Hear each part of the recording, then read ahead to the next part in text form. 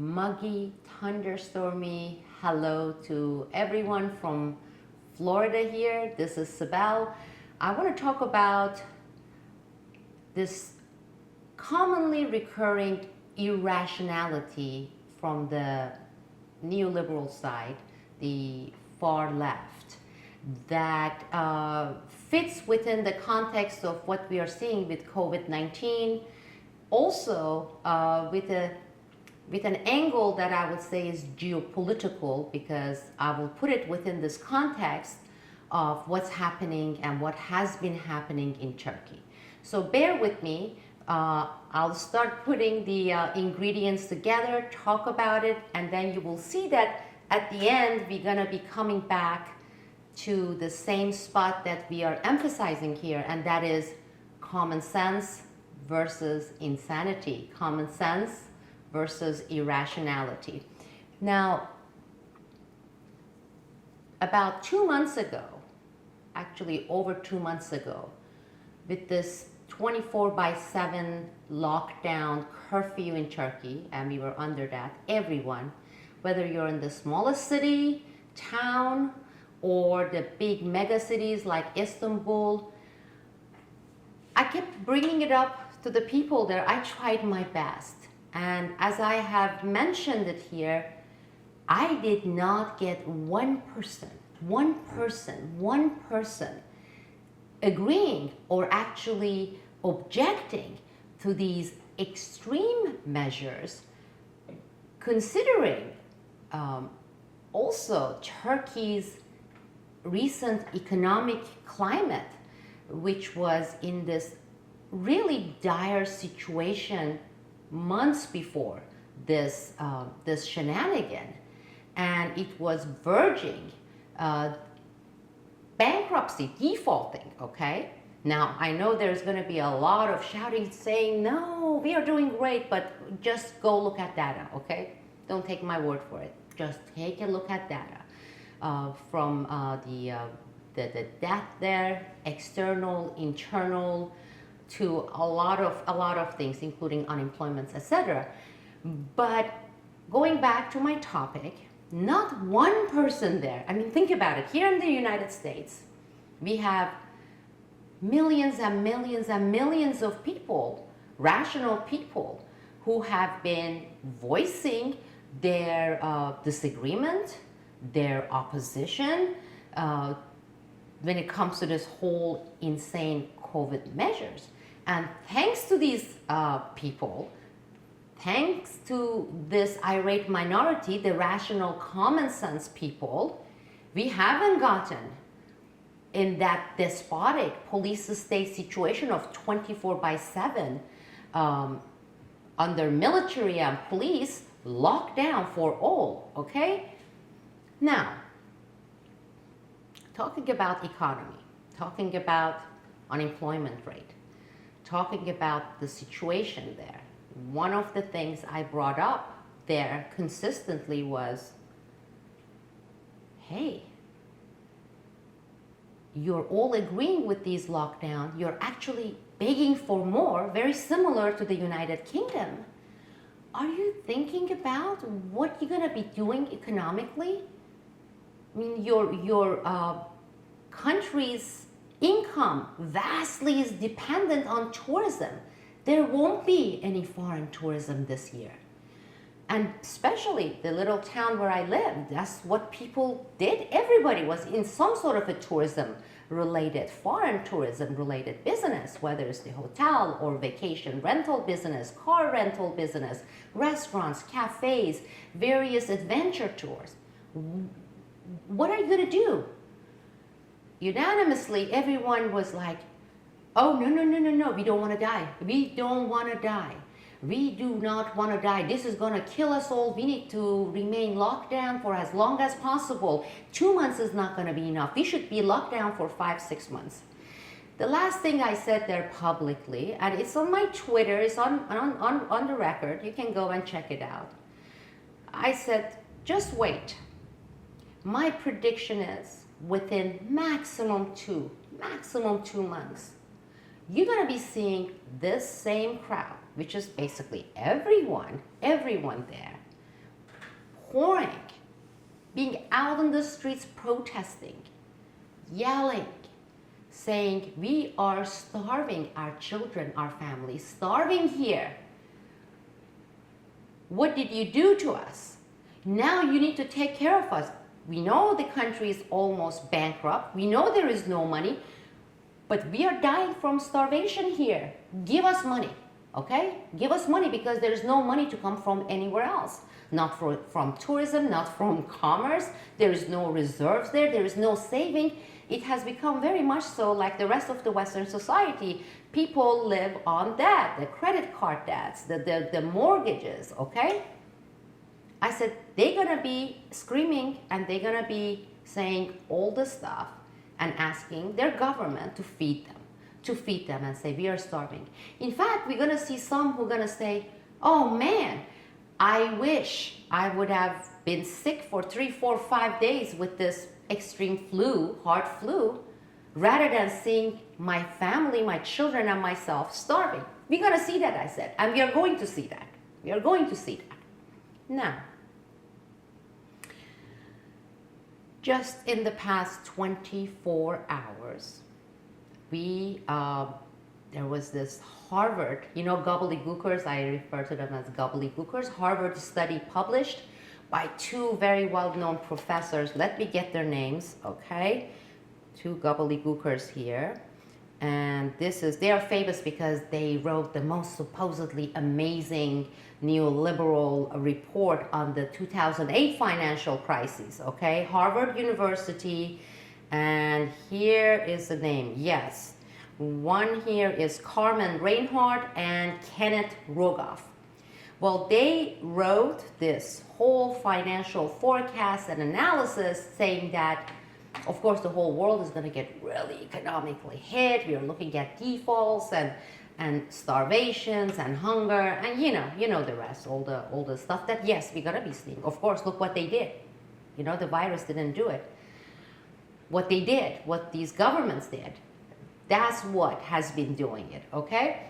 But they said the 4 countries that are going to be hit the worst, basically it's going to wipe them off, okay? One is South Africa, one is Argentina, one is Turkey, and one is, I believe, Italy. I'm going to double check, but I believe it's Italy. And if you remember, those of you who have been watching my videos, again, a few weeks ago, I told you that this is going to be for Turkey very similar to what happened to Greece between 2008 and 2010, with Germany coming to rescue, giving them all these loans, and then knowing that they're going to default and basically taking over Greece, which they have done. Okay, more than 1/3 of Greece now belongs to Germany. Their infrastructures, their bridges, their railroads, their airports. And I said, we're going to see similar ending to the story with Turkey. We're going to see the similar story. Just wait, it's going to happen. Little I knew, because 2 gobbledygookers agreed with me because they just put out their reports. In fact, I saw it published in a couple of publications in Turkey. That's where it got my attention. If I remember it, I will put the link there. Now, I'm still getting to the really main points here. Stay with me, bear with me here. At the same time, with this report coming out in the past 24 hours, I started seeing the other headlines related to Turkey. First, it came out that Qatar, in the Middle East, Qatar is giving Turkey $7-10 billion, not a handout with the strings attached, and with that $7-10 billion is taking over a bunch of important banks, financial sectors, etc. So Qatar is going in there and taking a chunk. A few hours later, another major headline, and let me read it here because I think I have the English version from one of the reporters there from the Twitter here. Here it is. China buys the strategic infrastructure in Turkey.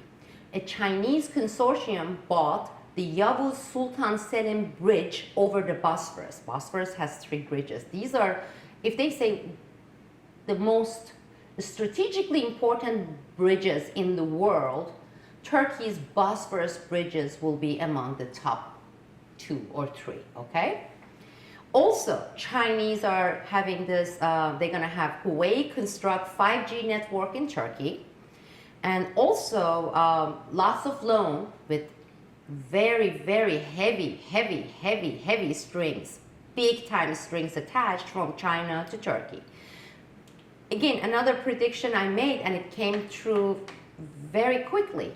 And you're going to hear about Germany too. Now we have Qatar. That's a small fish that is bigger fish than Turkey in this case, economically. Of course, we have the big shark being China, and Germany.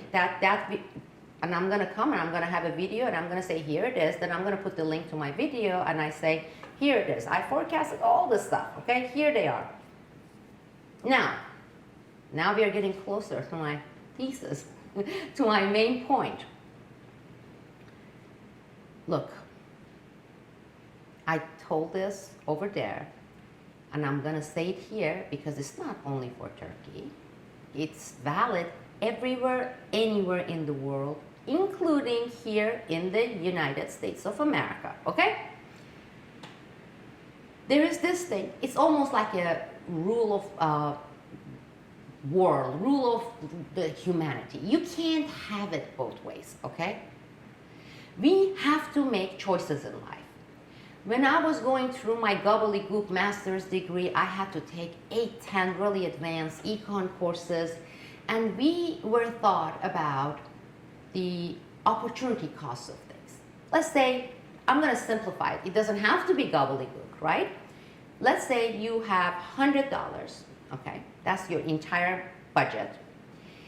And there are several things that you need. Let's say you need to switch this part in your car because it's not running your car, or your dishwasher is basically out, you need to replace a part, and that is $100. You have only $100. Now, when you make the choice and say, okay, I think the dishwasher is more important, I'm just throwing it here, although in order to go and have some earning, you need to have the car. So let's say the car, the car is more important. I'm going to put it in the car. In this econ language, they say the opportunity cost of getting that car fixed with your only amount of money you have, the $100, was the dishwasher remaining broken, not functioning. You get the, it's a commonsensical, you don't have to go to fancy universities to learn about it. It's something that we do all the time in our daily life, commonsensical things. We say, well, I have this amount of time, I can either do this or do that. I can't do both because my time is limited. So we make choices, and once we make that choices, the price, the opportunity cost of that choice is what we chose not to do. That is a solid law that governs almost everything in our life, okay? It does. Now I'm going to come to common sense and irrationality, all right? Getting there. You get these people, let's start with Turkey, but that applies to everyone because I'm going to bring it back home to the United States for us. You get these people with no savings. They are just living on edge there, okay? All the debts, they have their mortgages.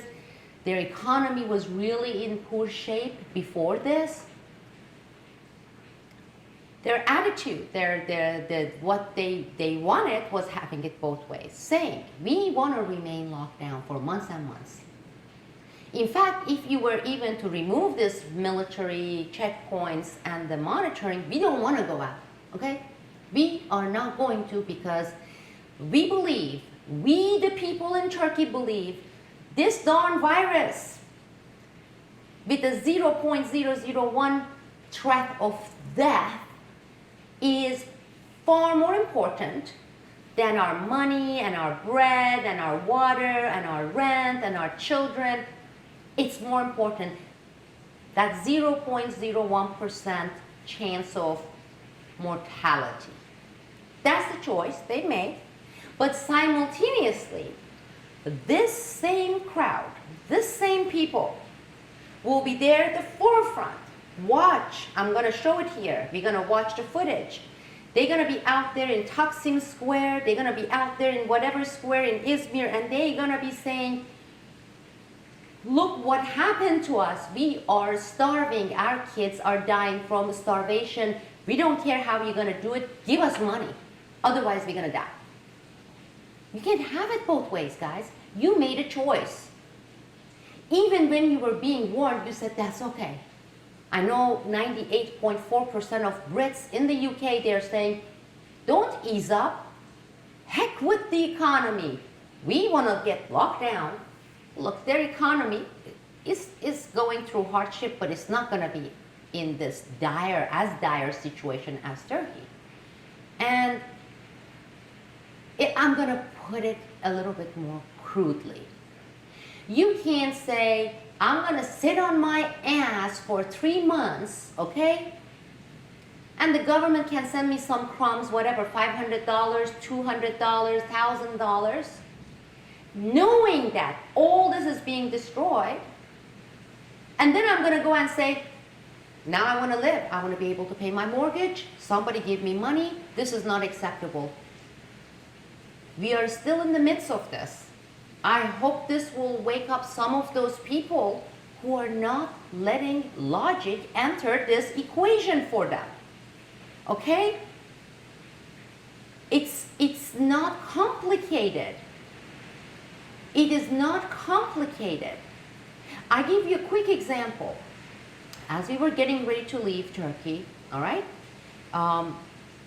I was packing. There were so many things to do around that house because this was in a rush. And because of our circumstances, I could so badly use an extra pair of hands, you know, maybe a couple of pair of hands to help us with this packing and going there. And I know several people there. I know how they are always, you know, I don't want to say they're hungry for, but they are in need of extra income, okay? One of them is this lady. She's in her 30s, very healthy, solid health. So I called her and I said, look, can you please come and help me with this? I will be giving you this much money. I'm throwing here like $150 for 2 hours. I mean, that's, over there, it's a lot. I mean, it's considered a lot of money, okay? It's something that people who are they're hustling, trying to make the ends meet, they always are anxious to make. And she said, oh, no. There is this COVID thing. I said, in our house, it's only the 3 of us. There's no one. We've been locked up for 65 days. In fact, we just got our health report from the doctor. So we are the ones who should be afraid of you because you don't have health. Because we are traveling, we have to get this health report issued. She's like, no, even if you were to offer me $1,000, I wouldn't do it because I don't want to die. I don't want to catch corona. I don't want to catch corona. This lady, the Turkish lady, 2 months from now is going to be out there screaming, saying, you are starving my kids. This situation is starving my kids. How much did she contribute? She made a choice. Even after we explain or the logic or the facts explain, making that choice, thinking that they can have it both ways. We can't have it both ways, folks. We can't. Another good example of it would be, I know some of you are going to hate me, but I'm not bashing anyone. I just want to give you my reaction, okay? The candidate who just dropped out, Bernie Sanders. I never could understand someone coming out and putting 100% conflicting promises at the same time out there so irrationally, and not hearing the laugh, the ones who are going to the gobbledygookery institutions, you know, the gobbledygookers in Harvard and Yale, they should have been like the first one saying, what the heck are you talking about? One of the things he kept promising, saying that he wanted to do, okay, was this plan. He said he wants to bring American jobs back home, the ones that have been outsourced to India, the ones that have been outsourced to China. We are going to bring those jobs back because we want jobs here for the Americans, people, and that is my promise to you. Remember that? Remember that, right? You can go and find the videos, just Google it. Bringing the jobs back from China, where labor is so much cheaper, there is more, less red tapes, etc. Okay. At the same Okay? At the same time, the same guy, Bernie, would be saying, we have to be more like the EU. What do you mean? It's 40 hours a week work hours for us Americans here. Look at, I don't know, Denmark, Finland, 32 hours. With 3 months of summer vacation, paid. Look at whatever, the United Kingdom, 36 hours. Plus, look at their minimum wage. That should be like mandatory. So it shouldn't be like optional. It shouldn't be up to any businesses or agreement between the labor and the businesses. It should be mandatory. It should be enforced as everyone should abide by it. We need and must, and I'm going to do it if you let me, we want to make the minimum wage from whatever it is now to this, let's say from $10, $12 to $15, $18. Okay? We want to do that. We want to lessen the work hours so American workers, by law, forcefully, even if they don't want to, they wouldn't work more than 32 hours. At the same time, and this is the new liberal insanity. I call it the irrationality of like highest level, okay? At the same time, with doing all this, okay, I want to bring all the jobs back from China and India. I want to do this thing so that the companies, these corporations don't outsource American jobs to those countries like China and India and etc., Vietnam, where the minimum wage is much lower, red tape's lower, and people work 70 hours a week and they don't even get paid overtime. I'm not saying that's great or anything, okay? I'm just saying irrational, crazy, insane, rash, gaga land, what basically defines the extreme, what I call neoliberalism.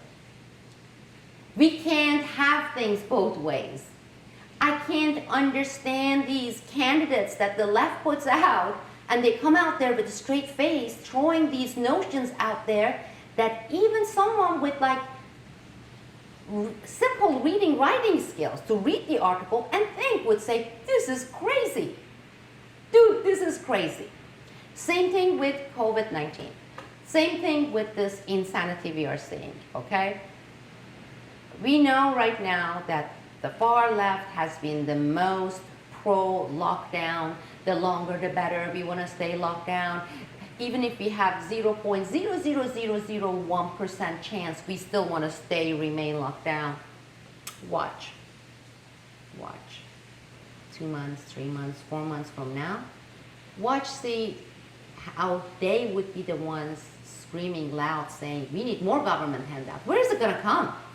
Where is the government handout going to come from? In order to get that handout, the government has to have money. For the government to have money, government needs to suck in all these taxes. In order to suck these taxes, people should be working and businesses should be functioning and operating and giving salaries, making profits so they give taxes. That is the simple econ my daughter knew when she was 7 years old. But no. If you ask the neoliberals, none of those stuff should matter. Money should come from somewhere. We don't know where. We don't care where it comes from. Okay? And we love to sit on our asses. We don't want to work 40 hours. We don't want to even work 30 hours. How COVID-19 is great. Isn't it great? We can all stay home, get some paycheck somehow that comes from somewhere. We don't care where it comes from. And that, my friend, is the neoliberal utopia. Well, you know me, I can keep talking about this topic, irrationality versus common sense, within the same context and keep going with it, but I don't want to make this video long. Before wrapping up, I want to thank every single patron at my new community, Patreon. We call it our Common Sense Network. CSPN is for common sense people. This is not a partisan community, and their monthly recurring donations, and you can donate anything for the monthly donations. It can be 50 cents, $1, $2, whatever you can, $10, or anything you can to support these open videos, because as you know, my Newsbud community, Newsbud, my website is subscription based, and I have been trying to produce as many videos as possible in an open format to share it with you. Well, to make this possible, I set up this new, it's less than 2 weeks old, Patreon home, a Patreon community. And I'm happy to report that currently we have, I think, over 50 members. And thank you so much, every single one of you. Every single penny, every single dollar counts, and you are making these videos, these discussions possible. Without you and Newsbud, I wouldn't be able to produce any of these videos or even podcast series. And assuming that some of you find this interesting, or some of you find these topics, and to talk it as is, as it is, instead of sugarcoating things or making it about symptoms, not the real causes of our current diseases that we are facing. I hope it's something that some of you value, because believe me, I know some people, they love hearing themselves talk. I'm not one of those people. It is difficult for me. I don't have any notes for me prepared. I don't have a teleprompter. Sitting and talking and trying to get myself comfortable so I can let go of some of the inhibitions that we have. We get shy. We kind of feel, okay, maybe people don't want to hear about this. Maybe they don't care. Maybe I'm not gobbledygookery enough, or it's not articulate enough, or maybe the approach I have is not. I mean, we can always second guess ourselves, and I do that too. I do that like many people do.